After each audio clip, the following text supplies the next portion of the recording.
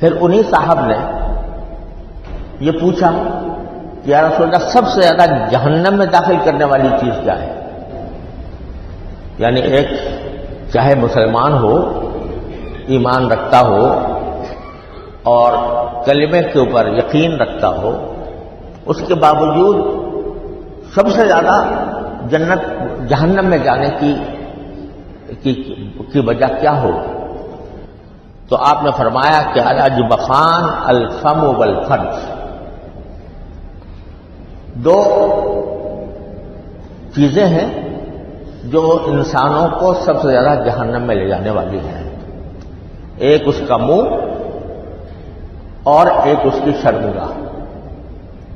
یہ دو چیزیں ایسی ہیں کہ اگر ان کے معاملے میں احتیاط نہ برتی گئی تو انسان باوجود مسلمان ہونے کے سزا بھگتنے کے لیے جہنم میں جائے۔ ایک منہ ہے اور منہ کے دو معنی ہیں، ایک کہ انسان اپنے منہ سے ایسی چیزیں کھائے جو حرام ہے، حرام کی آمدنی سے ہے، مثلا سود کی آمدنی ہے، جوئے کی آمدنی ہے، دھوکے کی آمدنی ہے، رشوت کی آمدنی ہے۔ اگر وہ کھا رہا ہوگا تو یہ منہ اس کو جہنم میں لے جائے گا۔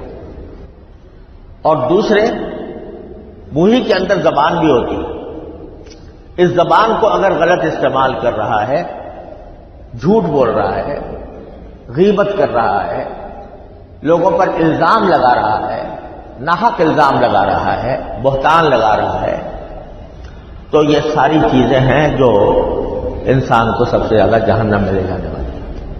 تو دو عضو فرمائے، ایک منہ اور ایک شرمگاہ۔ دوسرے شرمگاہ، اللہ بچائے انسان اپنی جنسی خواہش کی وجہ سے کسی بھی ناجائز کام کا ارتکاب کرے، چاہے اللہ بچائے وہ زنا ہو یا زنا کے مقدمات ہو یا بد نظری ہو، یہ سب چیزیں ہیں جو انسان کو اللہ بچائے جہنم میں لے جانے والی ہیں۔